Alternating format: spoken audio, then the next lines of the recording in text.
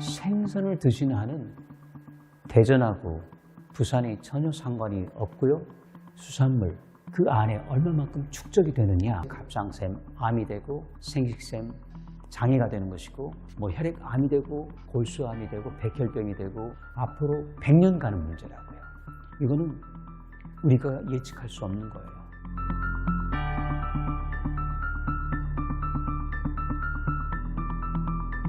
수산물 그 안에 얼마만큼 축적이 되느냐, 세슘 같은 거는 일단 축적되면은 물론 생선도 배설하죠. 그렇지만 축적이 돼버리면요, 삼중수소, 세슘, 스트론튬은 뼈에, 세슘은 저기 살점에, 또 삼중수소는 혈액에 다 흡착이 되고 그러면 이제 유기물하고 붙게 되는 거잖아요. 그러면 잘 안 나가요. 그러면 이게 그 상태에서 어떤 경로를 통해서, 물론 우리가 수입 제한하죠.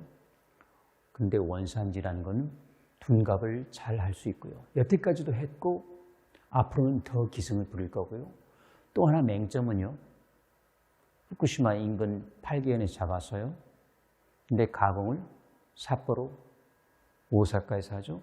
삿포로산, 오사카산이 되는 거. 합법적으로 그거 어떻게 막아요? 그게 어느 날 우리 밥상에 올라오고, 그게 보통 건강한 성인이라면 괜찮았지만 병약자였다, 노약자다, 임산부다, 어린이였다, 갓난이다. 이거는 우리가 예측할 수 없는 거예요. 일단 우리 몸에 들어오면은 이게 전리가 된다고 해요. 그러니까 세포까지 내려와 가지고 저게 핵하고 전자들을 떼버리죠. 그러니까 그게 어디까지 가냐면 맨 마지막에 유전자 그 밑에 이제 DNA, RNA가 있잖아요. 그 중에 DNA, 그 나선형으로 꼬여 있잖아요. 그게 염기가 배열되어 있는데 그게 끈으로 연결되어 있어요. 굉장히 약하죠. 그게 전기가 가면 툭 끊어지죠. 그래서 이게 회복이 되죠. 건강한 남녀면은요, 성인 남녀면 회복이 됩니다. 아무 문제 없어요. 다시 붙거든요. 근데 죽어버릴 수도 있어요. 그것도 괜찮아요. 세포가 사멸하니까. 근데 끊어진 끈이 엉뚱한 끈하고 또 묶여요. 그러면 이게 변형, 기형이 되죠.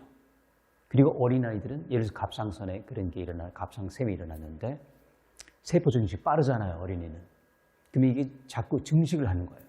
그래서 갑상샘, 암이 되고 생식샘, 장애가 되는 것이고 뭐 혈액암이 되고 골수암이 되고 백혈병이 되고 뭐 이런 거란 말이죠. 그래서 이걸 우리가 확률적으로 막을 수는 없다. 근데 일단 방류가 되면 이게 이제 거의 확실하게 좀 더 강하게 일어나겠죠. 그래서 그 아까 말씀드렸던 것처럼 그 방류, 투기를 하게 되면 그 심각성이 대단히 크다. 그래서 길을 쓰고 막아야 되는데 중요한 거는 우리나라 정부가 너무 소극적이고 대통령도 의지가 없어요. 대통령이, 우리 정부가 의지가 없는데 아무리 전문가가, 아무리 시민환경단체가 또는 제주 어민이 한다고 해결할 수 없습니다. 그냥 그 항의, 데모 정도로 끝나는 것이죠.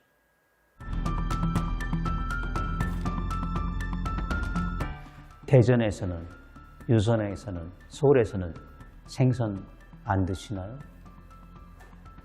생선을 드시는 한은 대전하고 부산이 전혀 상관이 없고요. 또 한 가지, 아까 제가 그 기후이론 말씀드렸는데, 자, 투기가 시작됐습니다. 자, 그러면 특히 아충수, 뭐 아표수라고 하기도 하고, 이거는 바로 대만에 오잖아요. 자, 7월에 접어듭니다. 태풍이 한 번, 두 번 오는 거 아니죠. 10번 넘게 오죠. 그렇게 되면 바다가 경랑으로 뒤집히죠. 자, 그럼 그게 전부 방사성 운무가 돼가지고 태풍에 실려가지고 바로, 물론 그 중에 몇 개는 한반도를 관통하겠죠. 거기서는 제주, 대전이 상관이 없어요. 그냥 지나가는 겁니다. 그래서 이런 기상이변, 특히 태풍 때는 일단 투기가 시작되면 대구가, 대전이, 서울이 내륙지방 절대 안전지대가 없습니다.